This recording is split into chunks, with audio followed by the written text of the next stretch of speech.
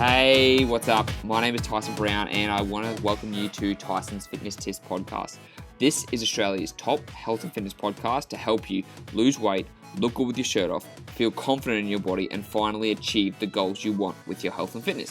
So 5 days a week, I'm going to be giving you top information from myself and also from leading experts in the field so you know everything you need to do to get in the best shape of your life.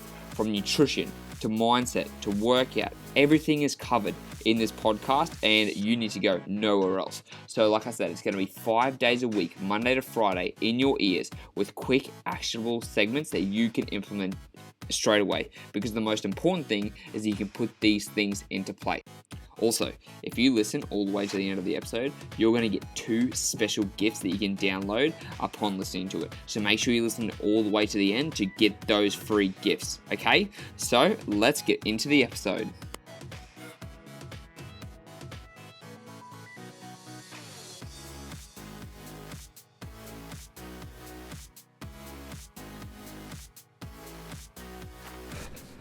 Good morning.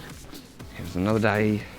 I'm still doing my walk. It's another day for you. It's the same morning for me. I'm knocking out this podcast one at a time.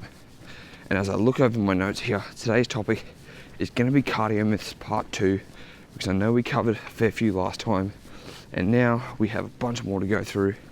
Not really, only a couple, but I know a lot of people are still making these mistakes, and I know it needs to be covered, otherwise you're going to be pretty fucked if you're still making some of these mistakes, because you're like, oh well, I thought this was okay. So last time we talked about holding onto the handles, we talked about doing the same piece of cardio equipment, we talked about, what else did we talk about?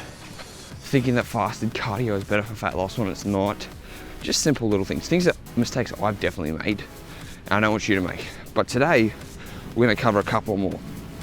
So the first mistake that people do is doing high intensity fasted. Now, you think you're doing high intensity when you're probably really not, okay?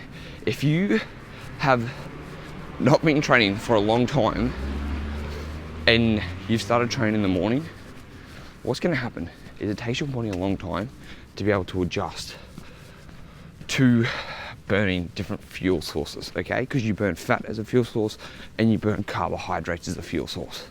You want to be able to burn both of them. You don't want to be just a quote-unquote fat burner. You don't want to be quote-unquote just a carb burner, right? If you're solely burning carbs, that is not healthy.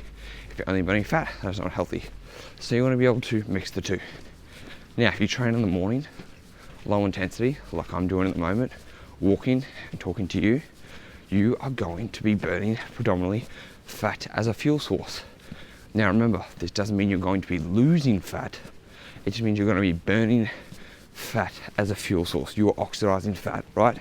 I hope that makes sense. It's kind of like diesel, if you're in Australia, diesel or ethanol. They're both fuel sources. They're both going to get you towards where you need to go. And that's it. That's really, that's a bad analogy, but yes. So now, let's say you burn fat or you burn carbs as a fuel source, right? If you haven't been training for a long time, your body doesn't know how to tap into stored glycogen, how to tap into stored carbs. And that's what you use for high intensity training. So if you haven't done high intensity training before, or you haven't trained on an empty stomach with weights, and now what you're going to do is you're going to go into the gym and try a high intensity session, it's not going to work. What you're going to try is you're going to try and push yourself to the levels, but because your body isn't used to switching over, you aren't going to be able to push yourself as high, which means it's not high intensity. Basically, you're just doing harder level of cardio, so it's like medium intensity, which is fine, but it's also going to probably make you feel sick afterwards because your body isn't used to changing fuel sources. And a lot of people get nauseous, get dizzy because they're not used to training in a fasted state. So what I would say is if you're trying to hit in the morning fasted, I would not do it. I would suggest for you is even if you have a quarter of a banana or half a banana or a little handful of cereal, something that's going to help give you a little bit of carbohydrates for the workout that's fast digesting, and then you can do straight away. Because what that's going to do, it's going to help your body transition to using different fuel sources, right? But if straight off the bat you try and do this, you are going to fuck it up. And I just want you to think about that. So if you're trying to do HIIT at the moment, or you're thinking about doing HIIT, don't do it on an empty stomach yet. Work your way into it. Go with a half banana first, then a quarter banana, and then empty. And this actually comes into myth number 2. Myth number 2 is that you're doing high intensity wrong.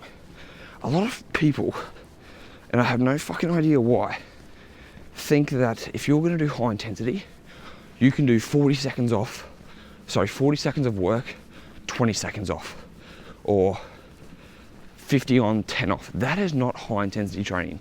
There is no way you can sustain an effort for 50 seconds, have 10 seconds rest, and then go hard for another 50 seconds.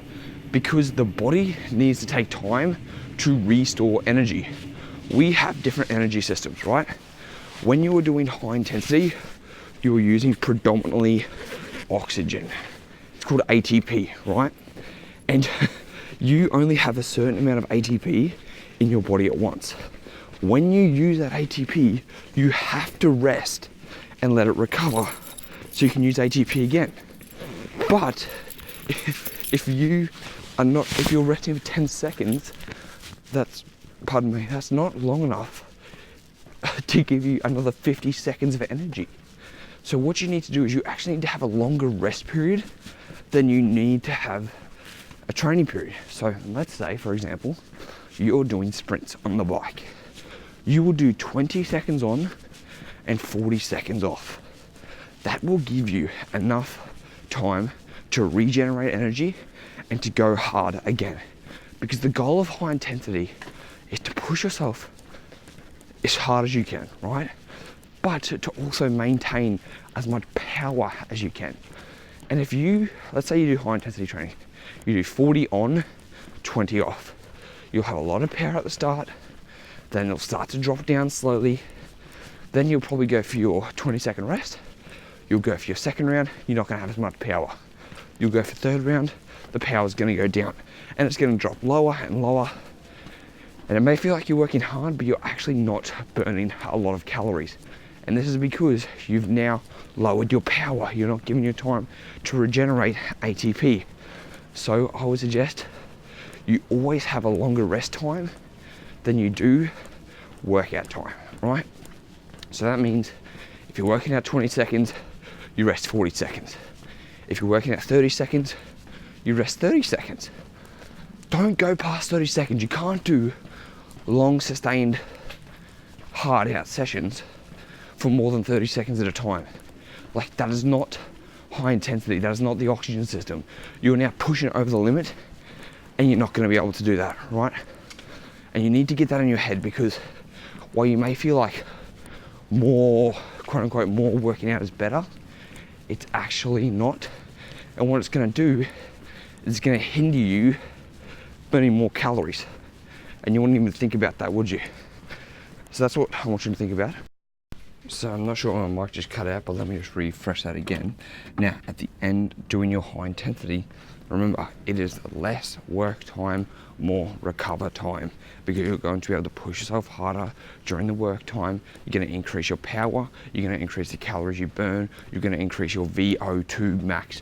You're going to do everything that you should be doing. So less work, more rest. Try a 2-to-1 ratio. So, 20, 40, 10 seconds on, 20 seconds off, whatever it's going to be. You need to give your cells enough time to be able to regenerate the ATP to be able to push again. Cool. Now, the last one I want to talk to you about today is trying to turn weights into cardio. So many people are like, oh yeah, just go and do circuit training with weights and that's my cardio. It's like, no, you're not trying to increase your cardiovascular system with weight training. You're not trying to increase your weight training with high intensity. It doesn't work like that. So if you're going to do cardio for the sake of cardio, you go and do some type of cardio activity. Doing weights circuits is not cardio. Doing weights should be building lean muscle, focusing on gaining strength, doing the things that are going to help you in regards to, just like I said, building muscle. Doing cardio is going to help you with your cardiovascular health. Don't try and combine the two.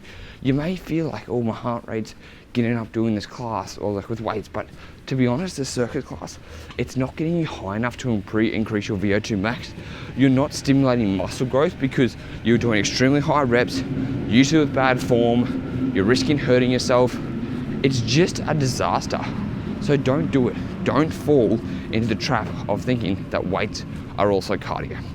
Cardio is cardio for a reason. When you think about cardio, treadmill, elliptical, cycle, the bike, any of those things, when you think about weights, you think about weights, right? Separate the two, okay? Don't try and combine, oh, I'm gonna give my cardio workout while I do weights. Ain't gonna happen. So, they are the mistakes you're making. Stop making them, because like the only reason I'm telling you these is because I've made all these myself, right? And I've taken the time to learn these mistakes. Now I want to educate you guys to stop making the same mistakes I did. So I hope it was helpful. If there's any other mistakes that you think you might be making or you want me to share in another episode, make sure to reply. Let me know at Tyson the Trainer with 2 R's, and then we can go through it. I can make another episode. I can share with you other mistakes, or you can say, no, this isn't a mistake, because I love to have chats about it. All right, I appreciate you listening. Sorry about the train outside, and I'll speak to you next time.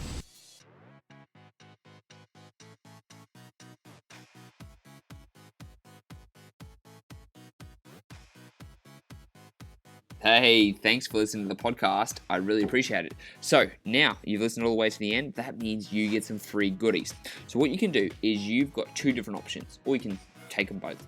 I've got an intermittent fasting cheat sheet and a high protein 20 recipe meal guide designed specifically for you in your situation. These meal plans and this intermittent fasting guide is designed to help you burn stubborn belly fat and get in the best shape of your life. So all you have to do is go to the show notes, click on the download link, and they'll get sent straight to your email address. It's as simple as that. They're completely free. They're going to help you transform your body. So go to the show notes now and download your free guide, and I'll speak to you in the next episode.